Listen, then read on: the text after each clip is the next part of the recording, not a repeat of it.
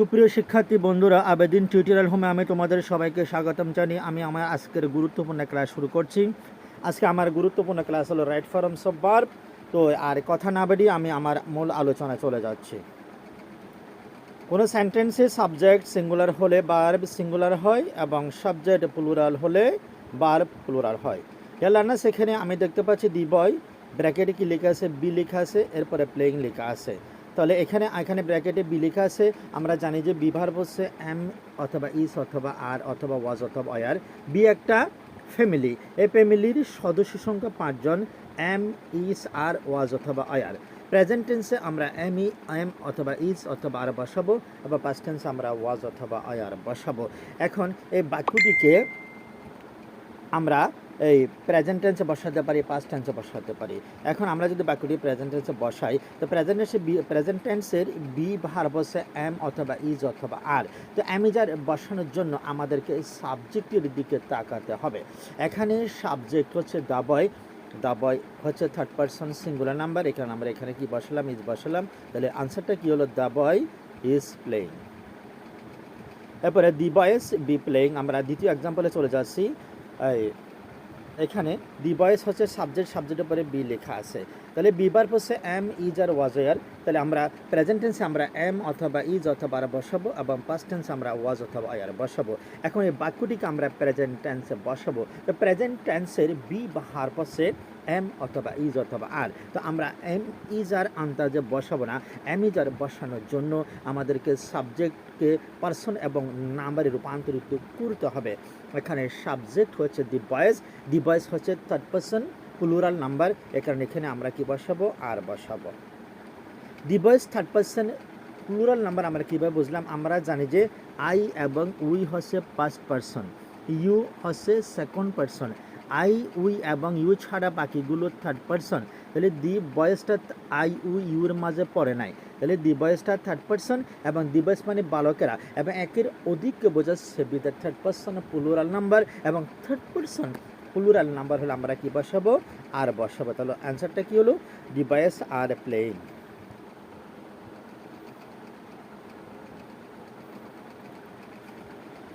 এখানে আমরা একটা নোট দিয়েছি, প্রেজেন্ট ইনডেফিনিট টেন্সের subject third person singular number, subject third person singular নাম্বারে প্রেজেন্ট ইনডেফিনিট টেন্সে ভার্বের সাথে অ্যাজ বা ইয়ে যুক্ত করতে হয়।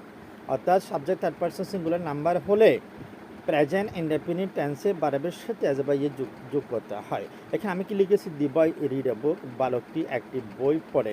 তাহলে এই বাক্যটি এখন এখানে আমরা এই যে দি বয় রিড এ বুক, বালকটি একটি বই পড়ে, এই বাক্যটিকে এখন আমরা প্রেজেন্ট ইনডেফিনিটে বসাবো। তো প্রেজেন্ট ইনডেফিনিটের স্ট্রাকচার হচ্ছে সাবজেক্টের পরে ভার্বের প্রেজেন্ট ফর্ম বসবে। সাবজেক্ট কোনটা, দি বয়, ভার্ব হচ্ছে রিড। তাহলে রিডের ভার্ব হচ্ছে কি, রিডের প্রেজেন্ট ফর্ম হচ্ছে রিড। তো এখন সাবজেক্টের পরে ভার্বের প্রেজেন্ট ফর্ম বসবে। সাবজেক্ট হচ্ছে দি বয়, ভার্ব হচ্ছে রিড, রিডের প্রেজেন্ট ফর্ম হচ্ছে রিড বসালাম এবং subject third person singular number হওয়ার কারণে আমরা ভার্বের সাথে আজ বা ইয়ে যুক্ত করব। তাহলে এখন দি বয় এই সাবজেক্টটা থার্ড পারসন সিঙ্গুলার নাম্বার, এই কারণে ভার্ব এই রিডের সাথে আমরা এখানে একটা যুক্ত করেছি, আমরা এস অথবা ইয়ে যুক্ত করব। তো কখন আমাদের কি ইয়ে যুক্ত করতে হবে, আমি বলি যে সকল ভার্বের শেষে এস, এসএইচ, সিএইচ, এক্স ও জেড থাকবে ওই সকল ভার্বের সাথে ইএস যুক্ত করতে হবে। আর যে সকল ভার্বের সাথে এস, এসএইচ, সিএইচ, এক্স ও জেড থাকবে না ওই সকল ভার্বের সাথে এস যুক্ত করতে হবে। তাহলে রিড এই ভার্বের সাথে এস নাই, এসএইচ নাই, সিএইচ নাই, এক্স ও জেড না থাকার কারণে আমরা কি যুক্ত করলাম, এস যুক্ত করলাম।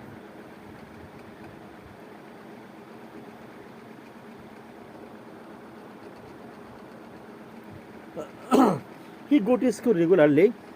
ডিয়ার ভিউয়ার্স, এখানে একটা রেগুলারলি লেখা আছে। কোনো বাক্যের মধ্যে যদি রেগুলারলি অবস্থান করে তাহলে বাক্যটি প্রেজেন্ট ইনডেফিনিট টেন্স হবে। তাহলে একটি বাক্য আমরা কোন টেন্সে লিখব সেটা জানার জন্য প্রথমত আমাদেরকে বাক্যের ডিপে যেতে হবে। এখানে হি গো টু স্কুল রেগুলারলি, সে নিয়মিত স্কুলে যায়। এখানে রেগুলারলি নামে একটা অ্যাডভার্ব আমরা দেখতে পাচ্ছি। তাহলে কোনো বাক্যের মধ্যে রেগুলারলি থাকলে বাক্যটি প্রেজেন্ট ইনডেফিনিট টেন্স হবে। তাহলে এখন এটা কোন টেন্স হবে, প্রেজেন্ট ইনডেফিনিট টেন্স হবে। এখানে ব্র্যাকেটে কি লেখা আছে, মূল ভার্ব লেখা আছে। প্রেজেন্ট ইনডেফিনিট স্ট্রাকচার আছে সাবজেক্টের পরে ভার্বের প্রেজেন্ট ফর্ম বসবে।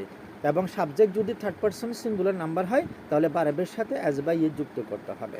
এখানে সাবজেক্ট হচ্ছে হি, ভার্ব হচ্ছে গো।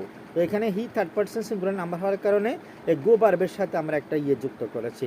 তো এখানে কেন ইয়ে যুক্ত করলাম, আমরা অ্যাসও যুক্ত করতে পারতাম, কারণ এখানে ও থাকার কারণে আমরা ভার্বের সাথে কি যুক্ত করলাম, ই এস যুক্ত করলাম।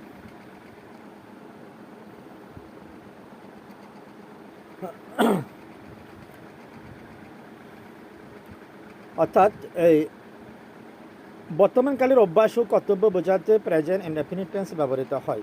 অর্থাৎ এক্ষেত্রে সেন্টেন্সে যদি always, regularly, sometime, often, generally, daily, everyday, usually ইত্যাদি থাকে তবে বাক্যটি প্রেজেন্ট ইনডেফিনিট টেন্স হয়।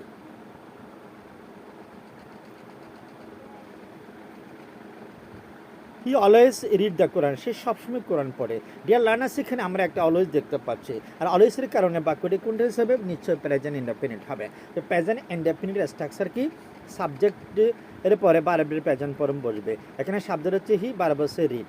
এখন এখানে হি এই সাবজেক্টটি থার্ড পারসন সিঙ্গুলার নাম্বার হওয়ার কারণে এই রিড ভার্বের সাথে আমরা একটা এস যুক্ত করলাম। এরপরে যাচ্ছি আমরা, রহিম গো টু স্কুল রেগুলারলি, রহিম নিয়মিত স্কুলে যায়।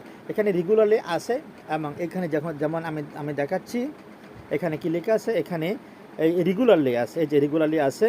আর রেগুলারলি থাকলে কোন টেন্স হবে, এই প্রেজেন্ট ইনডেফিনিট টেন্স হবে। তো প্রেজেন্ট ইনডেফিনিট স্ট্রাকচার আছে, এই সাবজেক্টের পরে ভার্বের প্রেজেন্ট ফর্ম বসবে। সাবজেক্ট যদি তাহলে গো এর প্রেজেন্ট ফর্ম কিন্তু গো। আর এই যেমন এখানে আমরা গোটা বসালাম, এরপরে রহিম এটা থার্ড পারসন সিঙ্গুলার নাম্বার, এই কারণে এই গো ভার্বের সাথে আমরা একটা ইয়ে যুক্ত করেছি। তাহলে আনসারটা কি হলো, গোস হলো। তাহলে গো এর সাথে আমরা কেন ইয়েস যুক্ত করলাম, কারণ এখানে শেষে একটা কি আছে, ও আছে। Usually take his breakfast at 8 AM, সে সচরাচর সকাল 8টা বাজে তার সকাল 8টায় নাস্তা খায়। সে সচরাচর 8টায় সকালের নাস্তা খায়। তাহলে ডিয়ার ভিউয়ার্স, এখানে ইউজুয়ালি আছে, ইউজুয়ালি থাকলে বাক্যটি প্রেজেন্ট ইনডেফিনিট টেন্স হবে। প্রেজেন্ট ইনডেফিনিটের স্ট্রাকচার অর্থাৎ কি সূত্রটা হচ্ছে, সাবজেক্টের পরে ভার্বে, এই যে সাবজেক্ট যদি থার্ড পারসন সিঙ্গুলার নাম্বার হয় তাহলে ভার্বের সাথে অ্যাজ বাই যুক্ত করতে হয়। তাহলে এখানে হি এটা হচ্ছে, এটা সাবজেক্ট, এটা থার্ড পারসন সিঙ্গুলার নাম্বার, এখানে টেক ভার্বের সাথে আমরা একটা এস যুক্ত করলাম।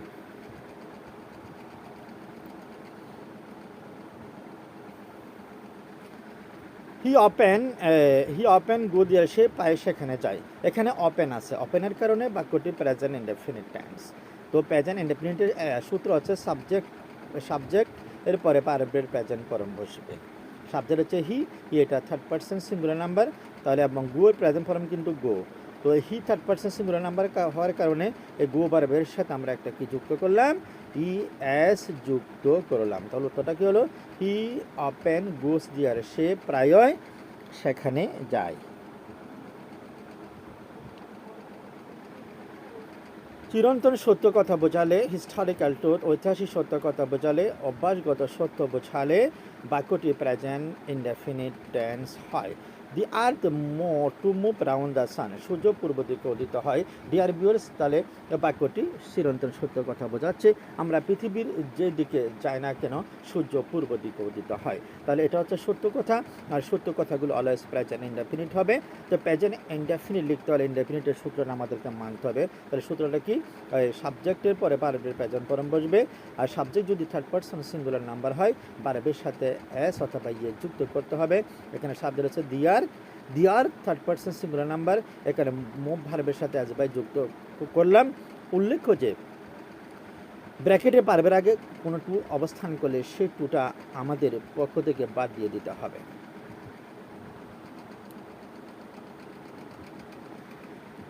The sun rise in the east, সূর্য পূর্ব দিকে উদিত হয়। এটা সত্য কথা, এই কারণে এটা প্রেজেন্ট ইনডেফিনিট টেন্স হবে। প্রেজেন্ট ইনডেফিনিট স্ট্রাকচার, সাবজেক্টের পরে ভার্বের প্রেজেন্ট ফর্ম বসবে। সাবজেক্ট হচ্ছে দি সান এবং ভার্ব হচ্ছে রাইজ, রাইজের প্রেজেন্ট ফর্ম হচ্ছে রাইজ। আর এখানে দি সান থার্ড পারসন সিঙ্গুলার নাম্বার হওয়ার কারণে ভার্বের সাথে আমরা এস যুক্ত করলাম।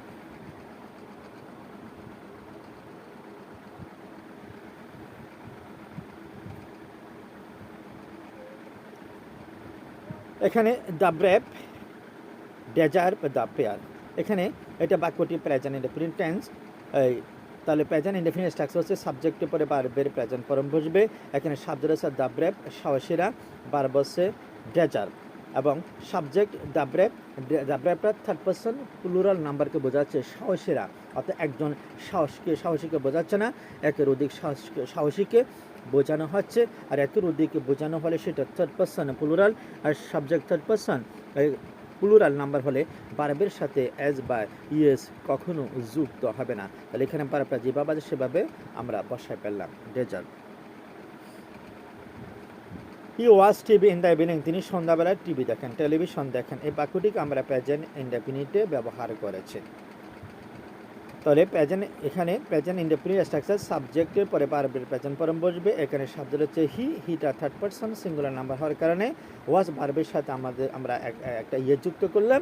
তো ওয়াচ ভার্বের সাথে আমরা কেন ইয়ে যুক্ত করলাম? আমরা এখানে তো এসও যুক্ত করতে পারতাম, মানে ওয়াচের শেষে একটা সিএস আছে, তাহলে এসে সিএস থাকলে ভার্বের সাথে ইএস যুক্ত করতে হবে।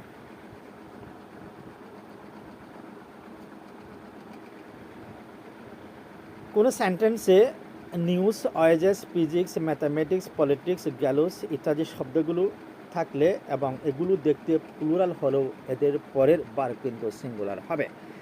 যা নিউজ ব্যাড, সংবাদটি খারাপ ছিল অথবা সংবাদটি খারাপ। ডিয়ার লার্নার্স, এখানে আমরা একটা বি ভার্ব দেখতে পাচ্ছি। তো বি ভার্ব হচ্ছে এম, ইজ আর ওয়াজ এর। প্রেজেন্ট ইনডেফিনিটে আমরা এম অথবা ইজ অথবা আর বসাবো। পাস্ট ইনডেফিনিট টেন্সে আমরা ওয়াজ অথবা আর বসাবো। এখন এই বাক্যটিকে আমরা প্রেজেন্ট ইনডেফিনিটে বসাবো। তো প্রেজেন্ট ইনডেফিনিটের বি ভার্ব হচ্ছে এম অথবা ইজ অথবা আর। আমরা এম ইজ আর আন্দাজে বসাবো না। এম ইজ আর বসানোর জন্য আমাদেরকে সাবজেক্টের দিকে চলে যেতে হবে। এখানে সাবজেক্ট হচ্ছে দ্য নিউজের সাথে এস থাকা সত্ত্বেও এটা দেখিতে প্লুরাল, কিন্তু ভার্বটা সিঙ্গুলার হবে। তাহলে এখানে দ্য নিউজটা থার্ড পারসন সিঙ্গুলার নাম্বার, এখানে আমরা এখানে কি বসালাম? ইজ বসালাম। তাহলে ম্যাথামেটিক্স কি হবে? Mathematics is an interesting subject. তাহলে ম্যাথামেটিক্স গণিত একটা মজার সাবজেক্ট। এখানে ম্যাথামেটিক্সের সাথে এস থাকা সত্ত্বেও এটা দেখিতে প্লুরাল, কিন্তু ভার্বটা সিঙ্গুলার হবে। তাহলে আমরা সাবজেক্ট ম্যাথামেটিক্স, এটা থার্ড পারসন সিঙ্গুলার নাম্বার, এই কারণে আমরা এখানে ইজ বসালাম।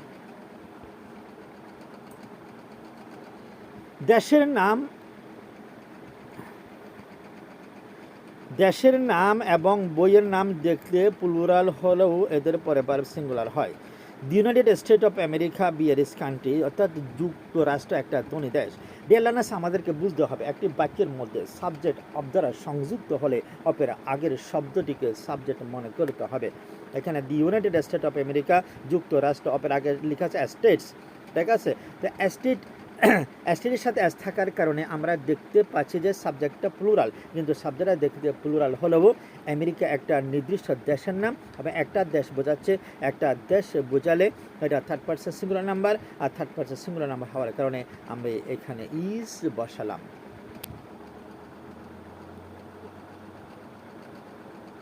গালিবার ট্রাভেলস বি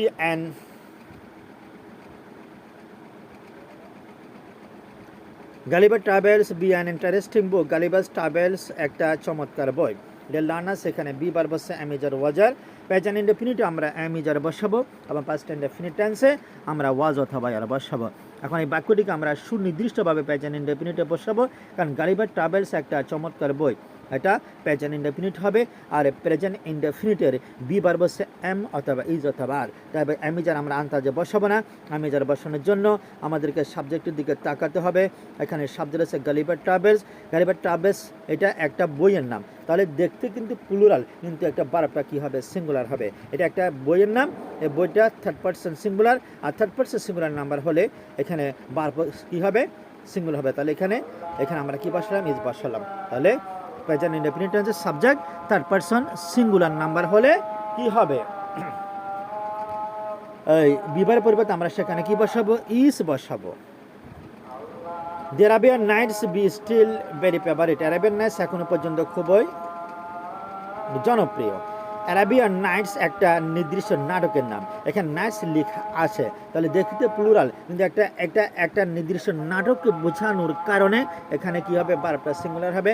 তাহলে এখানে প্রেজেন্ট ইনডেফিনিট টেন্সে সাবজেক্ট বা কথা থার্ড পারসন সিঙ্গুলার নাম্বার হলে আমরা বিভারের পরিবর্তে সেখানে কি বসাবো? ইজ বসাবো।